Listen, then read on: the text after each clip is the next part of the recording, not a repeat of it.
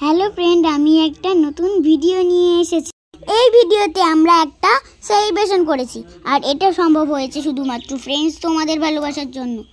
তোমরা আমাদের এতটা ভালোবাসা দিয়েছো যে আমরা আমাদের ফ্যামিলিতে 1.05 সাবস্ক্রাইবার কমপ্লিট করতে পেরেছি। আমার ফ্যামিলিতে যেমন ফ্রেন্ডস তোমরা আছো, তেমন এই ছোট্ট ফ্যামিলিতে আমার মামা, দিদুন, মা, দিদি আর মামি, আমার বাবা ও দাদা মাঠে কাজ করে, তো তাই ফ্রেন্ডস তোমাদেরকে দেখাতে পারলাম না। আর এই বাড়ির হচ্ছে আমার বড় মেম্বার, আমার ছোট্ট বোনু, সে ঘুমোচ্ছিল বলে তাকে সেলিব্রেশনে নিতে পারিনি। তোমরা আমার বোনুর সঙ্গে অনেক ভিডিও নিশ্চয়ই দেখেছো। কেকটা দেখে আমার মনে হচ্ছিল খুব টেস্টি হবে, কখন খাবো কখন কাটবো। তারপরে মামা যে মোমবাতিটা এনেছিল সেটা নষ্ট হয়ে গেছিল বলে অন্য একটা মোমবাতি মামি ধরিয়ে দিল।